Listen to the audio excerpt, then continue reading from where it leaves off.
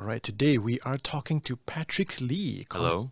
content creator for environment, climate, cities, people, content director at Bridge of Asia, Critical 2. Critical 2 Hi. TV on YouTube and Instagram. Hello, Patrick.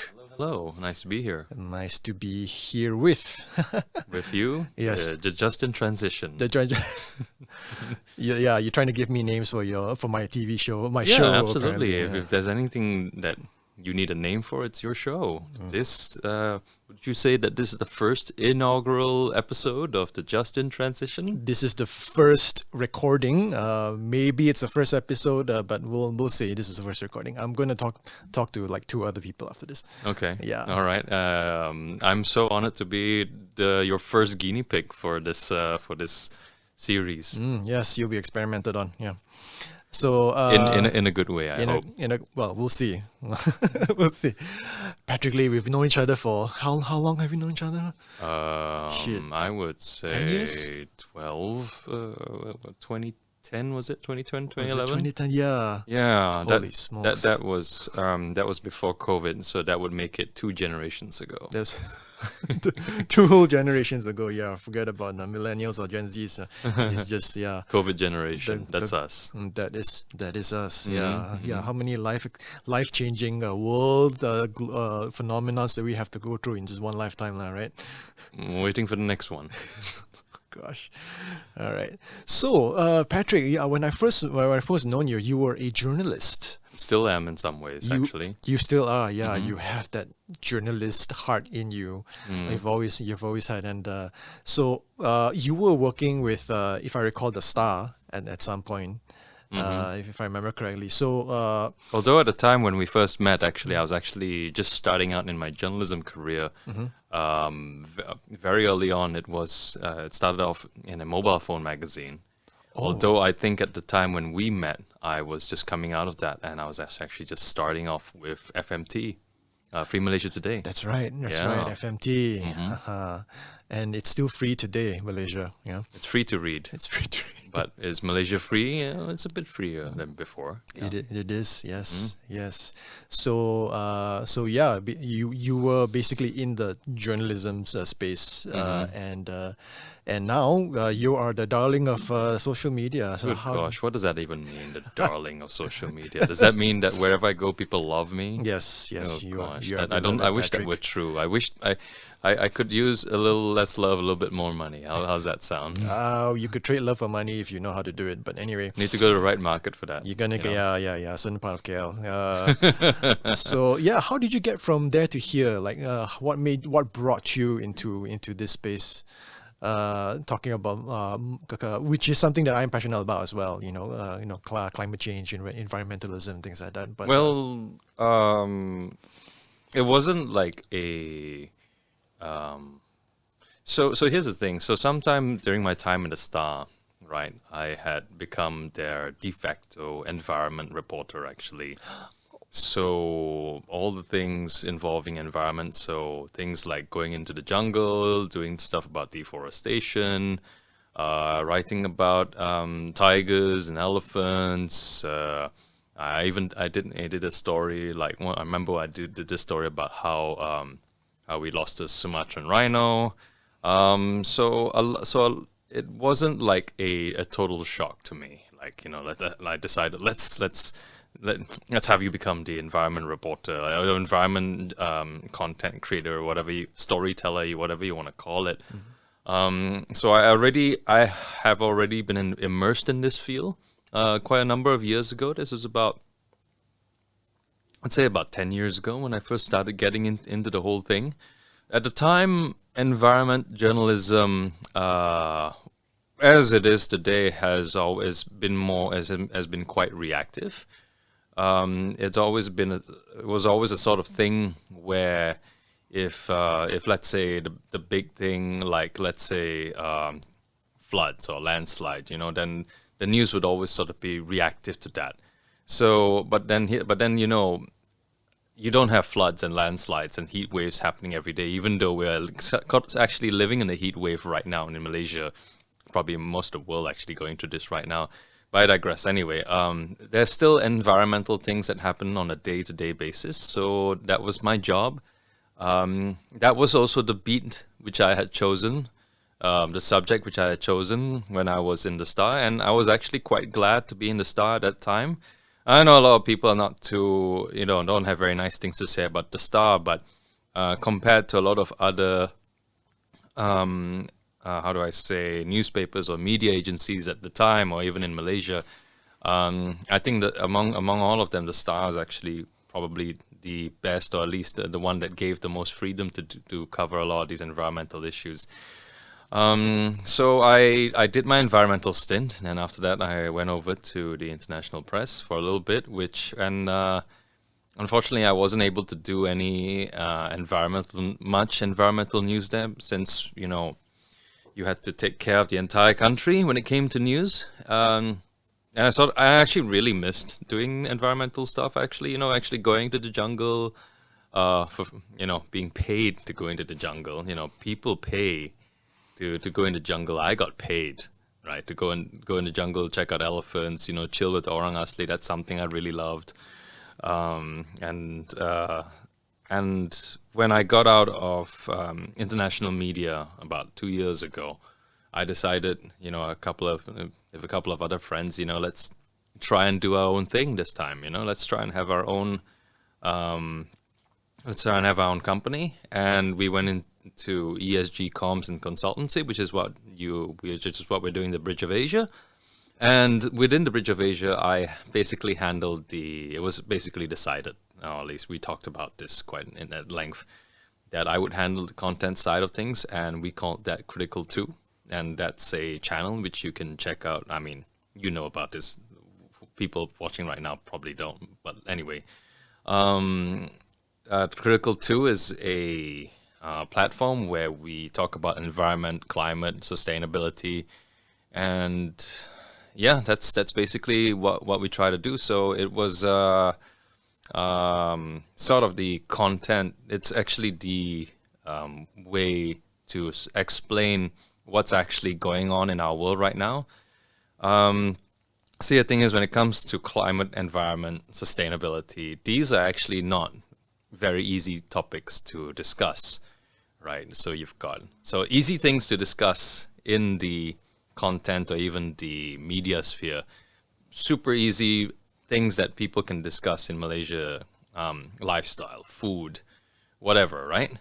But climate and environment and sustainability, not as easy to explain. So this is where someone like me, with my experience and the kind of storytelling techniques that I sort of bring from the media, having spent so long in the media, I try to bring it in and try to make sense of what's going on in the climate, and with the express hope that we can actually do some good and inspire people to do some good, essentially. Does that answer your question? Oh yes, extensively. Yeah. Yeah, that's great. Now, the mainstream media, what do you think of how the Malaysian mainstream media right now is covering these topics? Has there been any change, any better, or do you think anything is lacking, or what do you make of it? I think what's the thing going on in the mainstream media right now is that they try to do what they can. Right. There's not me saying that that they don't have their own issues that they need to face up with, but generally, I think, a lot of people are going to look at me and say, "Oh, mainstream media not doing their job. They're always pro-establishment, pro-government."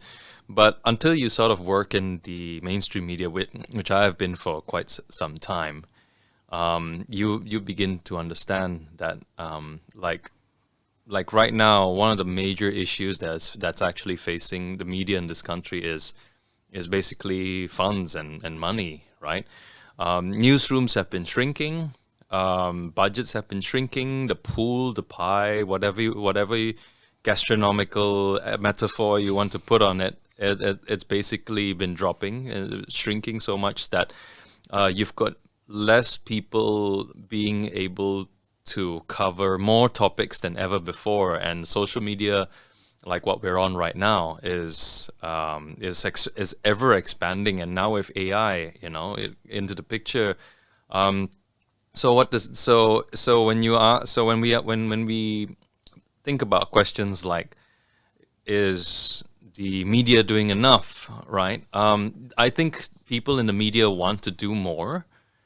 I mean, most people in the media really, really want to do more. It's just that there are a lot of times they're really held back by, funds and budgets and all that sort of thing, and having to realize how to figure that out in today's environment.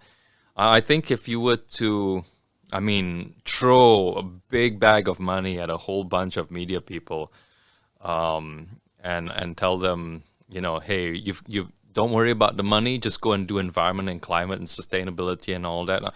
I think most media people would be super happy to do that. It's just that right now a lot of us, I say us because I'm still sort of in this business a little bit. A lot of people in the media industry, I think they really want to tell these stories. It's just a lot more difficult today than it was, say, 10 or 20 years ago. Yeah, journalism itself is going through its own issues. Never mind the fact that environmental matters and climate is something that they wanna cover, and the message needs to get out there. But it's a whole thing on its own, isn't it? Yeah, it's just that right now I think we need more awareness than ever, because I'm not sure if the average Malaysian. So from my observation, the average Malaysian kind of understands the degree of which they know about the environmentalism is that, they understand that recycling is good, right? We've come to that point already, right? But I feel like they don't quite know or understand much beyond that. In fact, global warming and climate change is probably still a new thing, right? What do you make of our the general awareness on climate change among the average Malaysian? Do you have any inkling on that? I think the general Malaysian is pretty much like the general human being when it comes to climate change. Everybody, well, I wouldn't say everybody. There are a lot of skeptics. There are a few skeptics out there, and this is not. Then I think I've actually heard some talk. I mean, the claim that like climate change is Western propaganda. Yeah. Right. How do you work with that, huh? But generally, so when you go out and you speak to people, you can't really mention the words climate change too much, because it's a big topic. It's a huge overarching behemoth of an idea. But you can mention things, and to them, the word climate change, it doesn't make sense, right? It doesn't make sense at all. It doesn't. What is climate change, right? How do you connect something, the word climate and change, into something that matters to people? It doesn't make sense to people. But what makes sense to people? Like, I'll give you an example. So let's say, for example, a fisherman who lives somewhere by the coast, right? And he goes out and catches fish. You try to explain, climate change to him. He won't understand. But what he does understand is that the winds are changing several times in a day, right? So let's say in the morning you can have southern winds, and then suddenly in a couple of hours later you'll have western winds, which have a big impact on the waves. And as a result, some fishermen have been put into very difficult circumstances. Some of them have been thrown off the boats, and some of them have drowned simply, and that's just how it is. How do you so another thing is, like, people don't understand what climate change is, but they understand what it getting hotter is. They understand that you actually have to use your aircon now to sleep at home, when 20 years ago, when you and I were actually young, right? When you and I were actually young, I remember being a kid and we would, go in my dad's car and we didn't even have to use the aircon. Do you remember this? Do you remember that like one example, like driving? So I live in PJ, Petaling Jaya, right? And driving from Petaling Jaya to KL, and if you use the Kopong way, you actually pass through a jungle, right? Actually went through jungle, right? I mean, where the quarry is, next to the toll gate, near Bandar Sri Damansara, which did not exist back in the day. So you actually went through jungle. So when you say things like climate change, people don't know how to connect that. I mean, they've heard of it, they've seen the terms, but whenever they open up the newspapers and magazines or social media or even my videos and see climate change, they don't know how to connect that. But what they can connect with is people and concepts which they're familiar with. They can connect with wildlife. They can connect with, the disappearing tigers. They can connect with, them, sleeping in much hotter weather today than, 30 years ago. They can connect with the fact that how come we don't see trees by the side of the road as much as I used to, 30 years ago. So I think that people, when you say, do people understand what climate change is? General. So when you talk about climate change, you can't talk so much about climate change unless you know how to communicate it properly. And there are some people who do it really well. I'm still trying to figure this thing out. But I think generally people will they identify better with things that are connected to climate change. So we always, as communicators, I guess that's what I see myself as, a communicator, as a storyteller. How do you communicate, big, complex narratives like this and turn it into something simple and easy to understand? And this is something I think it's a challenge. It's a good challenge. And sometimes I get it right, and sometimes I think about it and say, yeah, I could have done that better. Yeah. Does that answer your question? Oh yeah, absolutely. Yeah, yeah, you're right. I mean, like this is something that I have to get used to as well, because climate change is in itself an abstract concept, to most, and it's quite as you say, quite overarching. They really have to look above and beyond what is visceral to them. To understand this. This is something that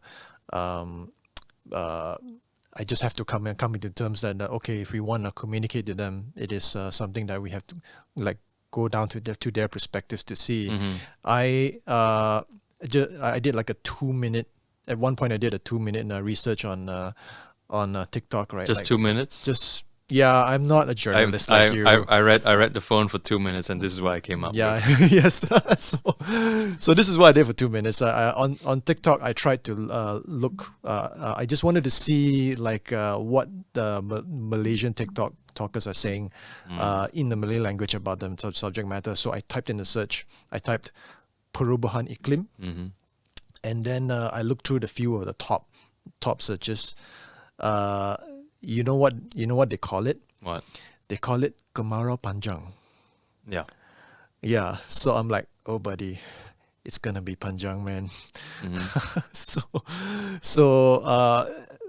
I mean, I don't quite blame them that it's not the word to use. I mean, perubahan iklim is such a.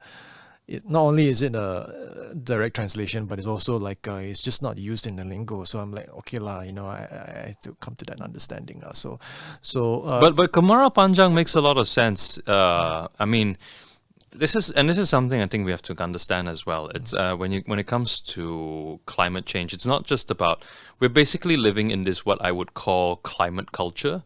So climate change has become a part of our culture, and it's affecting pretty much everything that we say and do, or how we live our lives. And to call it Kemarau Panjang is basically an understanding that how the culture basically is affected by the climate. Because, for example, right, Kemarau Panjang makes a lot of sense to us, as which means, I mean, if people are watching, people definitely are watching, right? Kemarau Panjang means long drought. And it makes sense because melting ice caps don't make sense to us, right? Polar bears dying makes no sense to us. What makes sense to us? Droughts and floods, right? And to try and equate certain things which are incredibly alien to us, it will be really hard. So you always have to sort of couch this understanding of climate in what is essentially the culture of the place that you live in. Right. Yeah. Especially if you are affected by floods, and suddenly, when you have this natural disaster, and then like, this very, very real thing that is happening in nature. Only then you can have that gateway into to a larger cause of it. Because otherwise, as you say, it's just you won't be. We're on 25 minutes already. Wow. Okay. Really? Wow. Okay. Time passes by when you're having fun. Time passes Do by. do we cut? Okay, I just want to say one other thing about Kemarau Panjang, right? So I just thought this up. What about banjir bila-bila? Forget about Bila Bila Mat, right? Yeah. So it's okay. In fact, I just might make that a thing. Hashtag banjir bila-bila. Okay. Well, I hope people don't lose too many lives over that. Hashtag banjir bila-bila, but in a bad way, right? Because it can happen at any time. Yeah. That's a wake up call. It's more than a wake up call. I hope because then we can finally look up and say, this things are changing. Things are I think here's the thing, right? People are already woken up. I don't think people are ignorant of the fact that we are faced with a problem. I think what people essentially need is what to do next. And I think a lot of the time, the messaging around that is lacking. All we get is bad news. All we get is, the world is getting hotter. There's going to be more floods. The turtles are dying. This baby elephant got hit and died, in May, right? But what a lot of people don't hear, right, is what can we do about it? And sometimes people need to be directed. And I think it's a good thing because there are some people, experts, who will know how to go about certain things, and it's not a bad idea to be told or needs to be reminded. This is what you can do. This is how you can help. I think if you were to give, of course, not everybody is going to say, I'm going to do something about it. But if you do get someone to do something about it, yeah, that's a good thing. I think. And I've seen, based on the stuff that I've been coming up with, people do want to do something, and it's very, very nice to see this impact, actually. Yeah, that's refreshing because that's from your perspective, speaking to these communities, right, and people in the space. I've read this very depressing quote from I read it recently, like. Well, yeah, you're on Reddit. I mean, what was I expecting, right? It goes something along the lines of, generally people don't want to help the society at large. They just want to make enough money that the problems don't apply to them anymore. That is very, very unfortunate. I'm sure this is not indicative of everyone, but I really hope that it doesn't cover, the average Malaysian. Well, people do want to make money because what does money mean to most people? Money means freedom. Money means not having to live poor, and if you and I have been students and basically eating out of cans and whatever, and being like very low income salary workers when we first started jumping into whatever industry that we were in, nobody likes to be poor. Right, that's what money does, right? And so to say that all that people think about is money, I wouldn't say that's entirely true. So of course you're on Reddit, and of course Reddit can sometimes be an echo chamber or a circle jerk of pessimism, right? So, um, but I would say that I think people want to do good. They just don't have the opportunity to do so, or they're too busy to do something. Yes, I know there are times where I go and say, "Oh, nobody wants to do anything about this. The world, we don't deserve this world. We don't deserve baby elephants." But I think if that, I think sometimes I think we're a bit hard on ourselves, and I think we should.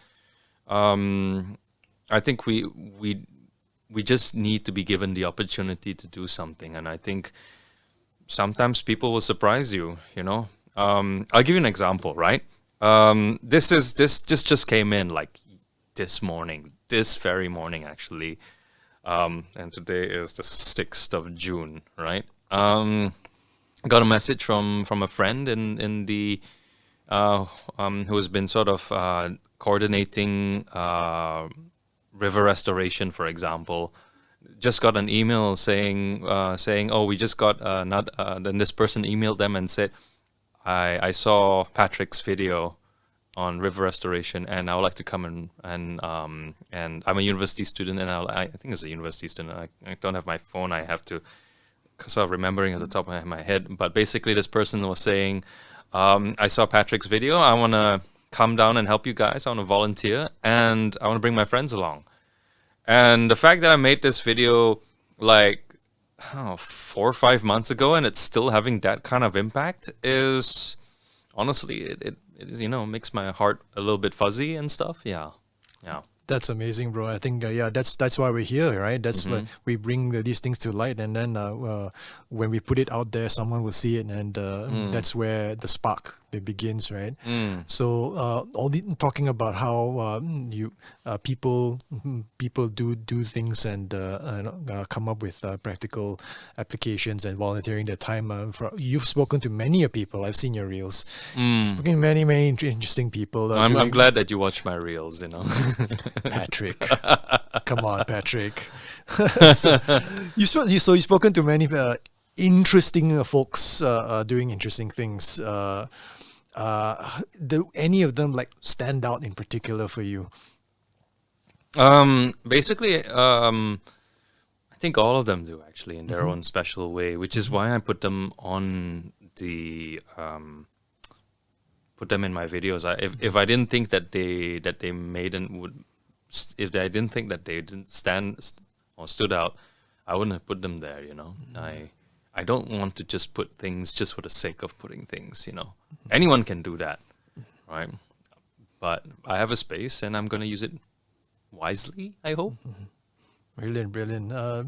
I do like the one where this the uncle gardener who is planting trees like in between spaces, kind of like a little On the sidewalk. On the sidewalks, an oasis in the desert, because we've built as a civilization, we've built these cities, these monoliths, this concrete jungle, so to speak, So only takes humans like this, and just find these little spaces in between, because we don't have as many green lungs as we would like in this space.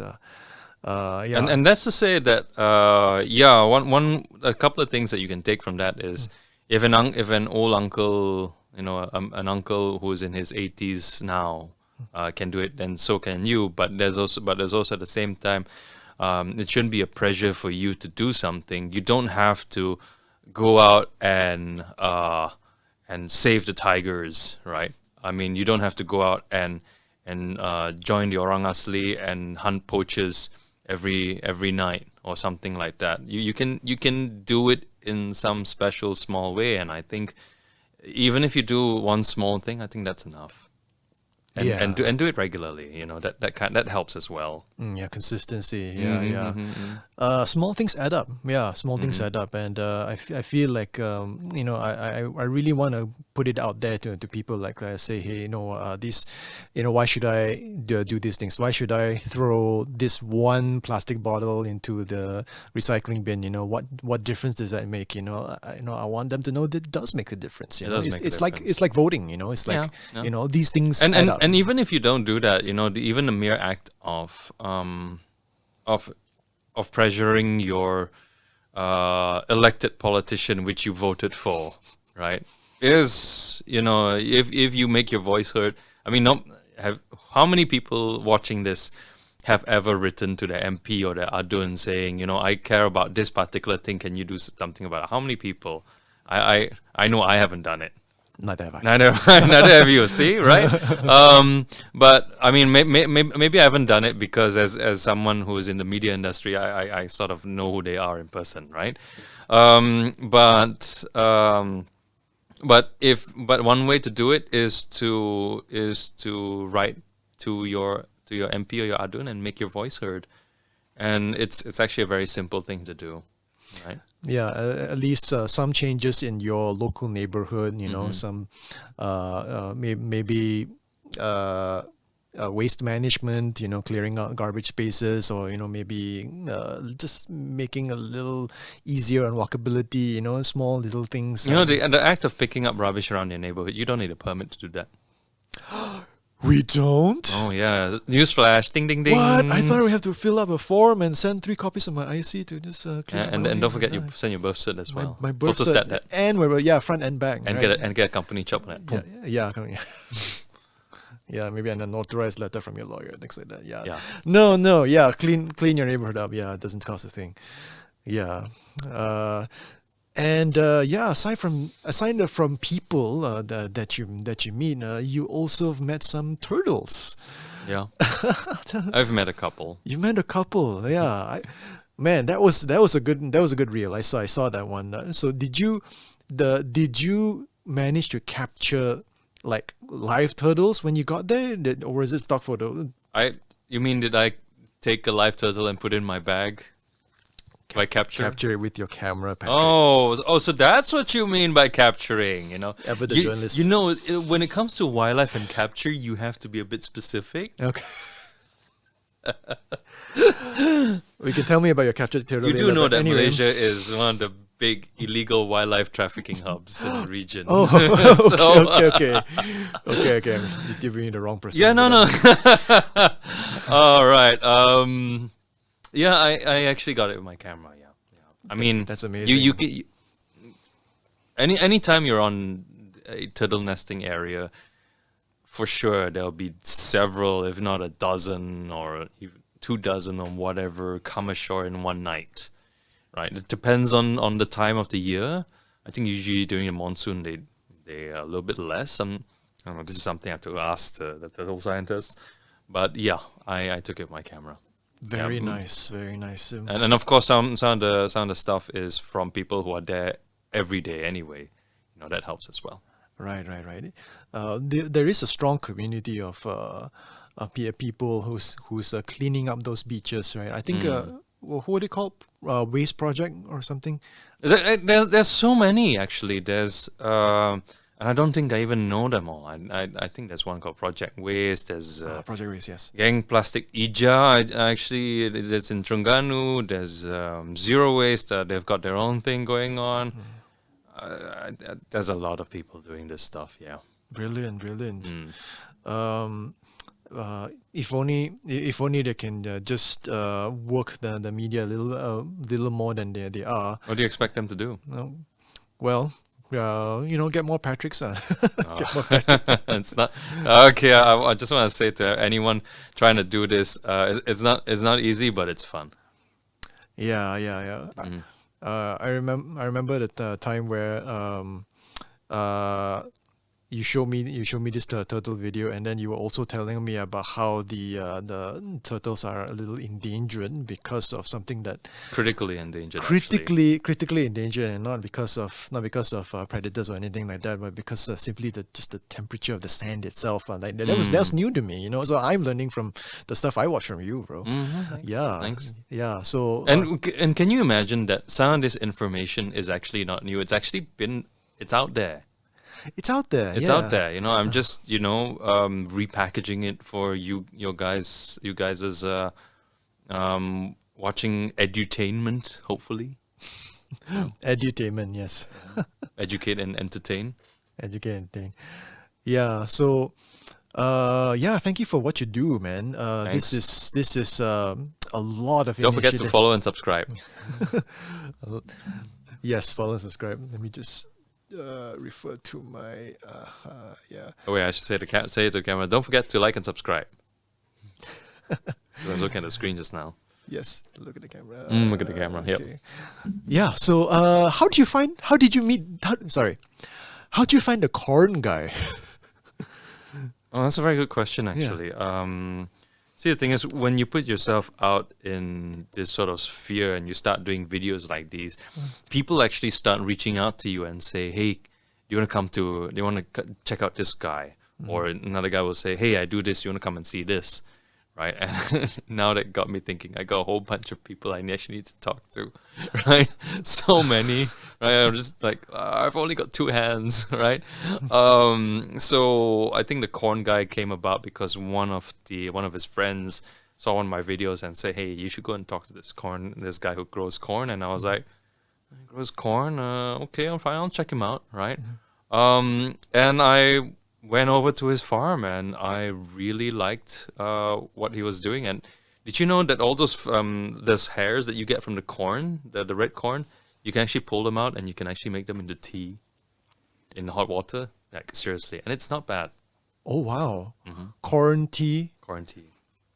Okay, now I've heard everything. Okay, so teh jagung lah. It's great content. It's good. It's content. Yeah. And speaking of corn, you also grow vegetables on your own in your own home. Yeah, I do. Yeah, you know, I tried that on my own. I really tried. My thumbs are just not green at all. They're yellow. They're yellow. Yeah, I mean because of my descent, but you Yeah, know, yeah. it's- Our shared ethnicity, right? our shirt and yes, yes, yeah. It's hard, man. I tried. I have like a planter and some grow lights, and I could not get them to sprout past an inch in height. Are you growing them indoors? Yeah, yeah. Maybe you need to grow them outdoors. That might help. I don't really know how to grow stuff indoors. I just use what comes, what's available out there. Right, right. So yeah, in this case, the sun is our friend, right? Because we plants are sun. Can be, yeah. It can, yeah, it can be. But yeah, man. I wish I could buy vegetables from you if you grow enough. No. Honestly. I don't think I even grow enough for myself, but I grow a little bit. You know. I always go for the easiest to grow plants. Right? Don't try to grow things like tomatoes. They don't work in our climate. Yeah. Kale doesn't work. Tomatoes. So tomatoes need a cooler But climate? this is not to say that some people have done it, because I know. Have you been to Garden 8? One of the videos that I did. Garden 8. Yeah. No. So they're a community in Gombak, near Gombak, or somewhere in that area, where they basically turned their back alley into a garden. Right, about 200 meters of it. Right. So previously it was just like some ratty back alley where biawak live and stuff. Right.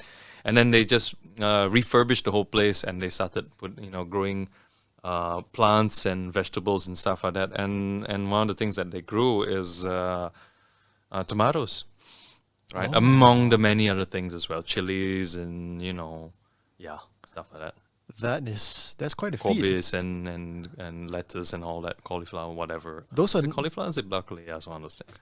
those are not indigenous to our climate, to this region, isn't I it? don't know how they were able to grow tomatoes. Yeah, There's some, some gombak magic going on, some gombak magic. Maybe that's all what we need in our lives, Patrick. Gombak magic. Some gombak magic. Yeah, it's just missing. Sungai Gombak's really cool. They're really, really nice out here as well. You, Yeah. you've been around. You've been around. Unfortunately, I'm the lazy one. I've just been recording silly little videos. Well, we on have a my own. nice, beautiful country. I think Malaysians should try and check it out a little bit more. It'll be quite surprising to see what's in it. Actually, I still haven't seen enough of it, and I think I would like to see more. Yeah, I haven't even been to East Malaysia. I will fix that at some point. I'll fix that. Go while it's still there. Oh, that's how ominous, Patrick. Go while you're still here. A little less on you. Okay, but yeah. So the climate change, environmentalism is quite a broad-ranging topic. It's not just about these animals, wildlife, and environment, but it's also about the transport, which you've covered a little bit. I've always thought the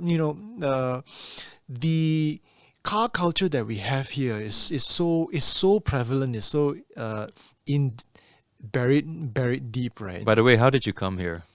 I took a train, Patrick. Wow! took a Look train. at this guy. Yeah. Right, right. Saving the planet. Yes, right. One yeah. rail at a time. One touch and go. I've got to say that's really good. That's I got proof right here. I got in my front pocket. I got my touch and go. You got your ticket right here. Yeah. So I took it. Did the conductor make a hole in it for you? Wrong decade. If you're old enough to remember, yeah.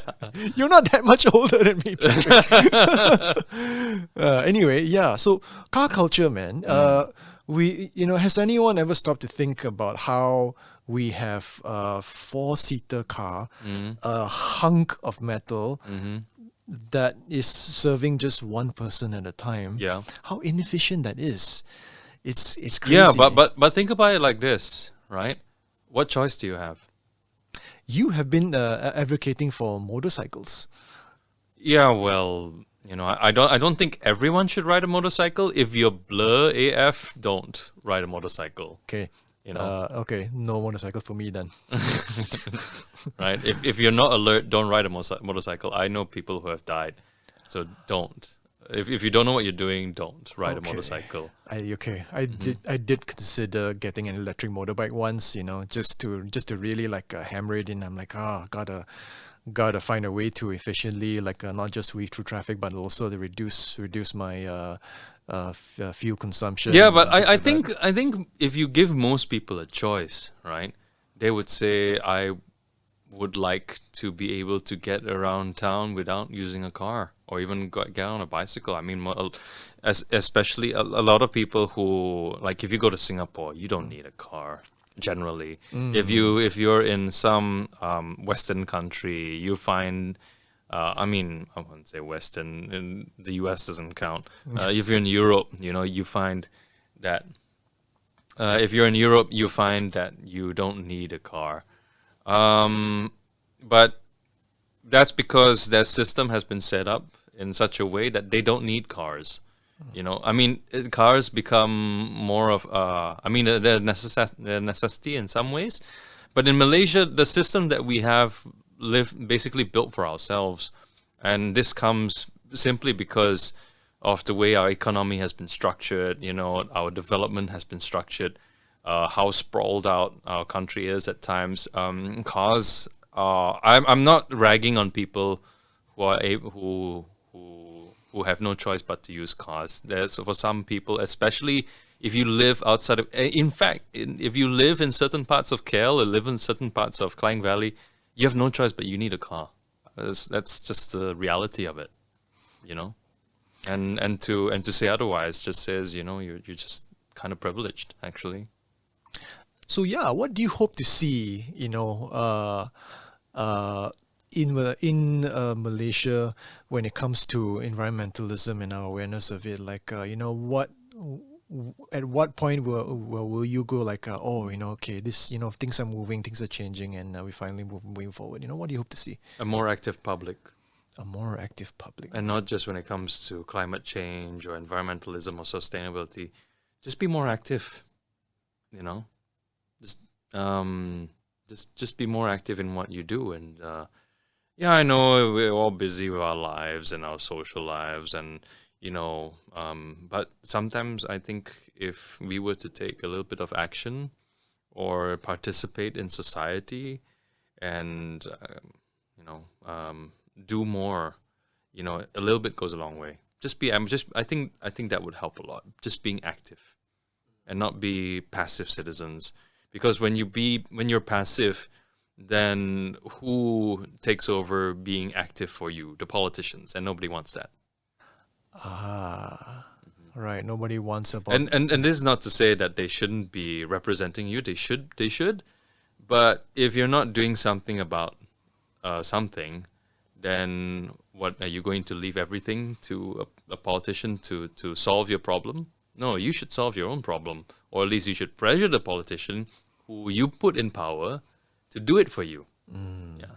All right. Yeah. They represent us after all. They're supposed to serve our interests after all. Absolutely. The people of the people. Yeah. Yeah.